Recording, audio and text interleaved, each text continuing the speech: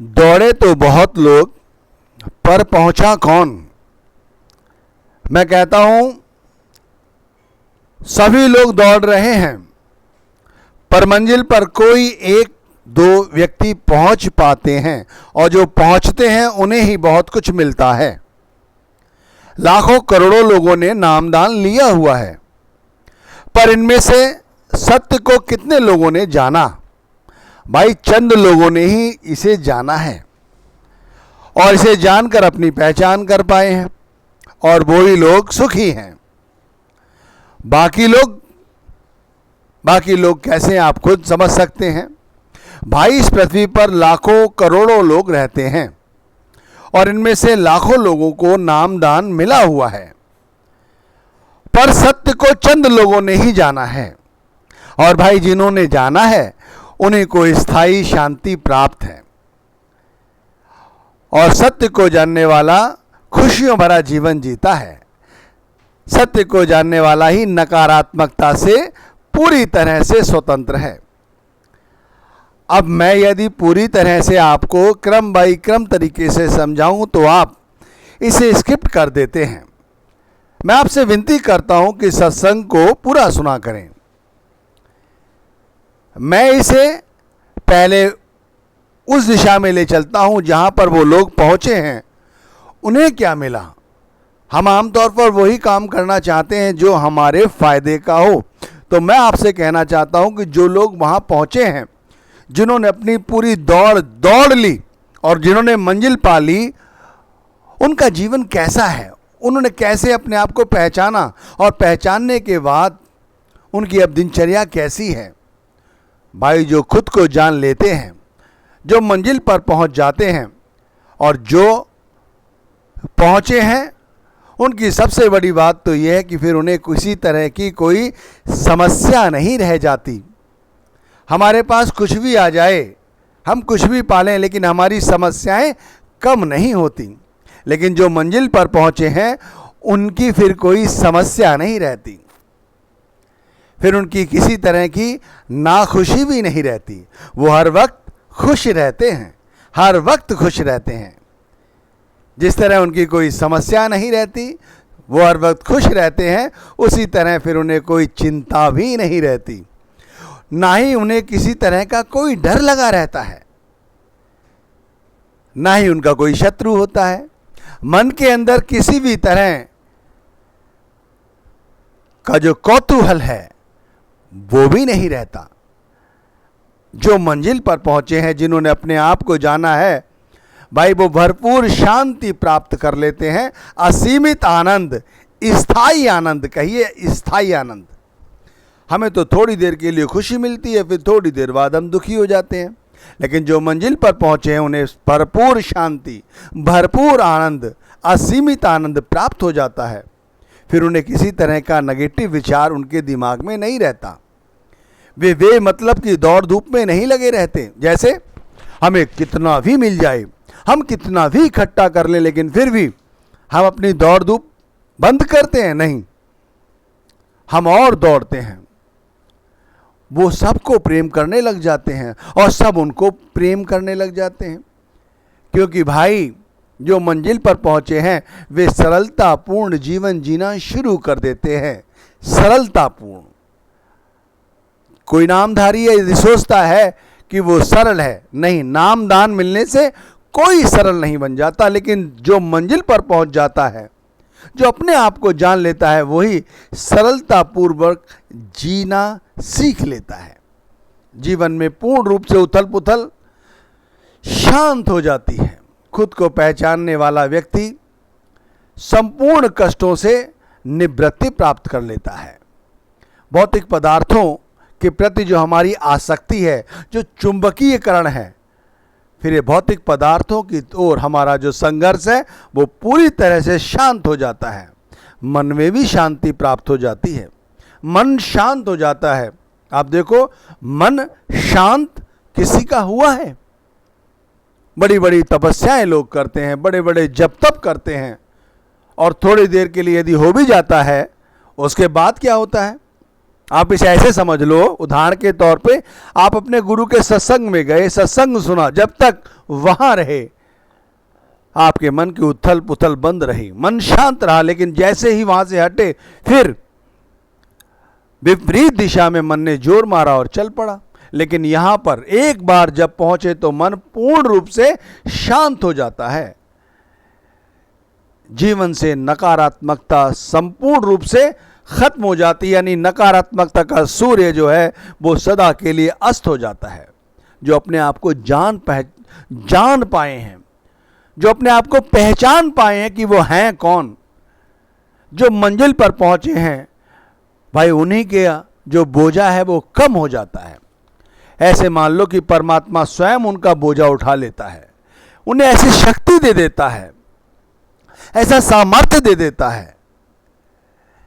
माया के प्रति हमारा जो चुंबकीयकरण है, एक ऐसा चुंबकीकरण है कि जो हमें माया हर वक्त अपनी ओर खींचती है, लेकिन एक बार जो मंजिल पर पहुंचा फिर माया चाहे जितनी जोर से उसे खींचे लेकिन वो नहीं खींच पाती।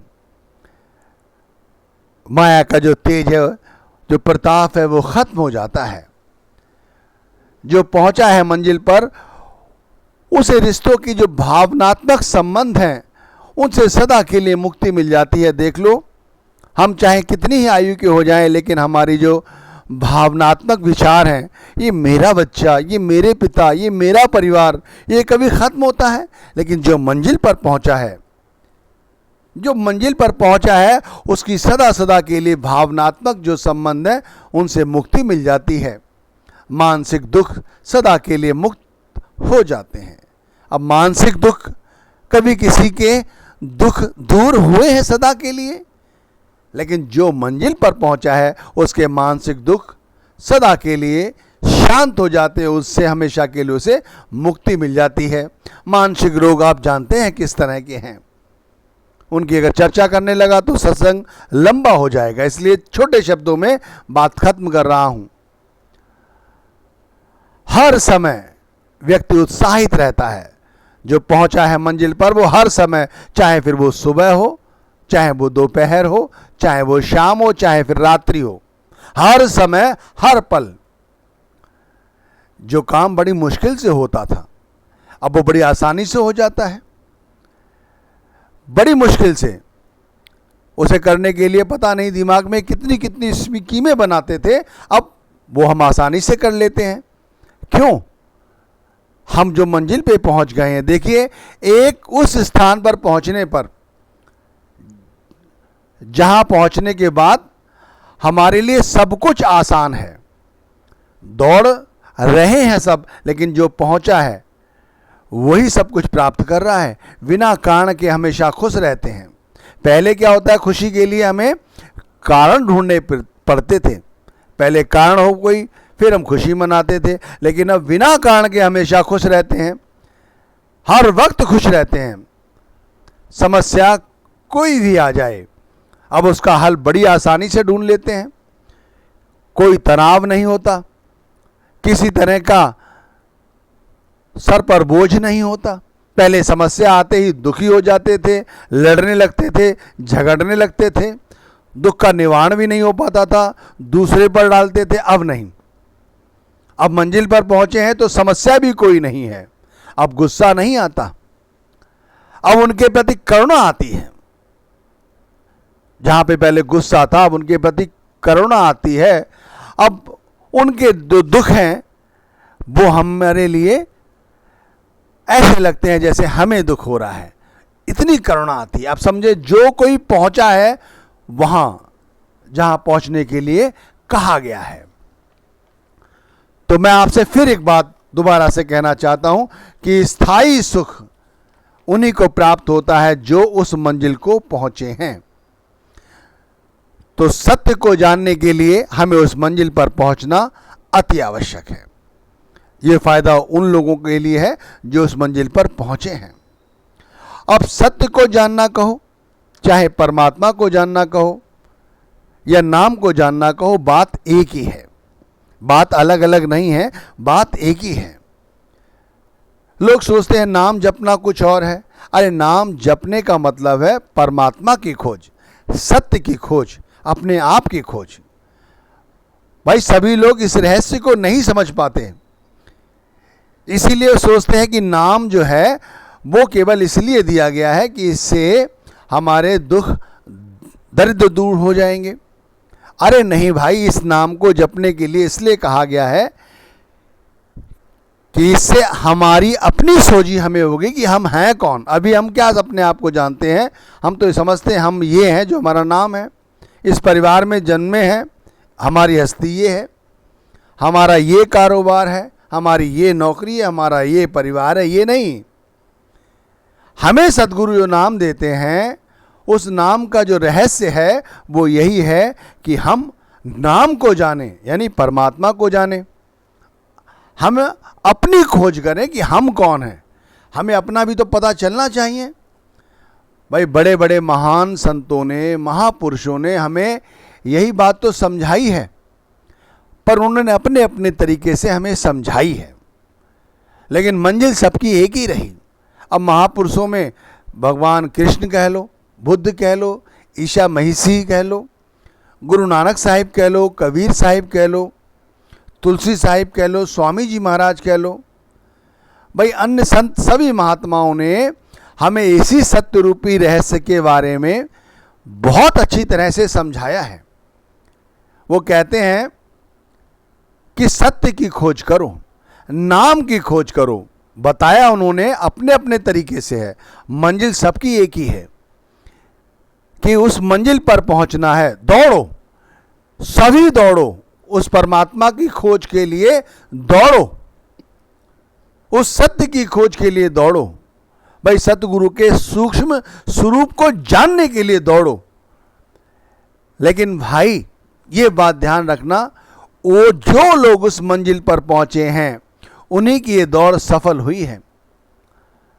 हम देख सकते हैं कि हमारी श्वासें जो हैं हमारे निकट से निकट हैं, इसी तरह हमारी आत्मा जो है वो भी हमारे निकट से निकट है।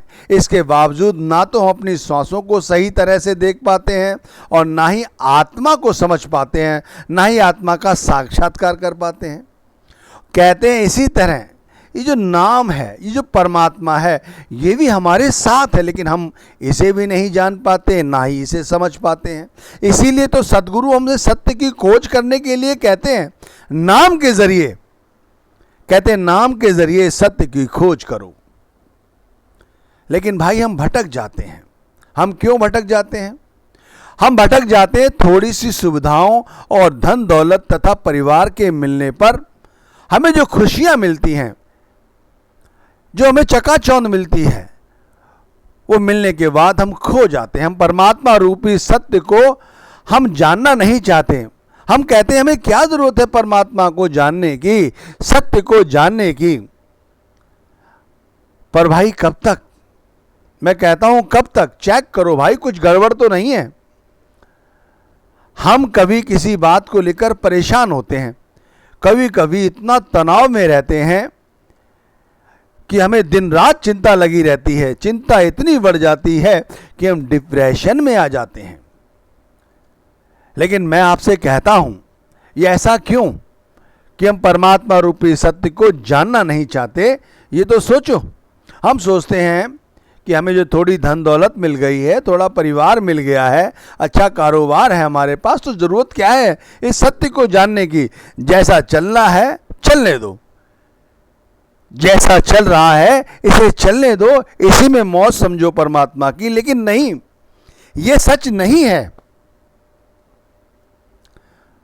भाई ज्यादातर लोग इसी सच को सच समझकर दुखी होते हैं। मैं कहता हूं जैसा दिखता है वैसा है नहीं, जैसा दिखता है वैसा है नहीं। इस सिद्धांत को समझो। हम औरों के पास अच्छा पैसा, अच्छा कारोबार, अच्छा घर, अच्छी शांति, शानो शौकत देखते हैं और सोचते हैं वो बहुत सुखी व्यक्ति है। ठीक इसी तरह लोग हमारी स्थिति का भी अनुमोदन करते हैं कि भाई इसकी स्थिति भी बढ़िया है, सब कुछ तो है इसके पास। जिस तरह हम लोगों को देखकर सोचते हैं वो सुखी हैं, इस तरह लोग हमें भी देखकर इसी बात का अंदाज़ा लगाते हैं कि हम भी सुखी हैं।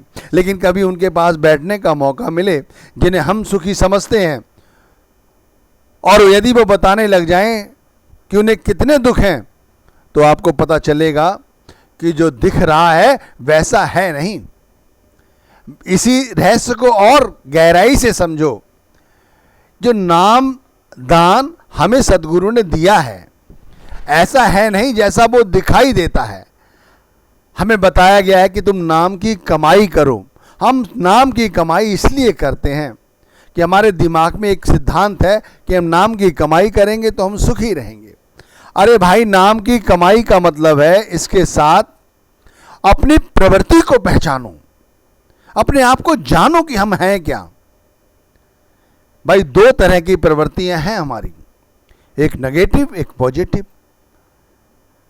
जो हर वक्त खुश रहते हैं, खुशपूर्ण अपना जीवन जीते हैं, जिनका ताना वाना कुछ ज्यादा नहीं है, केवल नाम की भजन बंदगी, जो मिल गया उसमें सुखी रहना, किसी चीज की परवाह नहीं करनी, जैसा चल रहा है परमात्मा की मौज समझकर जीते रहना, हर समय खुश रहना। जीवन के प्रति महानतम से महान कार्य यही है कि जो मिल जाए उसके अंदर पूर्ण रूप से सुखी रहना। छोटी सी छोटी बात में भी खुशियां ढूंढ लेना। लोग चाहे कितना भी तिरस्कार करें, कितना भी गलत बोले, लेकिन हमें गलत बोलकर यदि वो खुश होते हैं तो उनकी खुशियों में भी अपना आधार ढूंढ लेना और इस तरह से खुश रहना। तो ये प्रवृत्ति कैसी हुई भाई? ये अच्छी प्रवृत्ति हुई। और इसी तरह दूसरी प्रवृत्ति कि यदि मेरा काम किसी ने बिगाड़ा है तो उसका भी काम मैं बिगाड़ के रहूंगा। ठीक इसके विपरीत कि जो परमात्मा ने दिया है हमें उस पर विश्वास नहीं है, हम अपने आप जो करेंगे हमें उस पर विश्वास है। ये दूसरी प्रवृत्ति हुई। अपनी प्रवृत्ति को ना जान पाना सबसे बड़ी मूर्खता है। नामदान मिला और अपनी प्रवृत्ति ना पहचान पाए, नामदान की कमाई कर रहे हैं, नाम की कमाई कर रहे हैं और अपनी प्रवृत्ति नहीं समझ पाए हैं, तो मैं कहता हूं उन्हें सबसे पहले अपनी प्रवृत्ति जान लेनी चाहिए।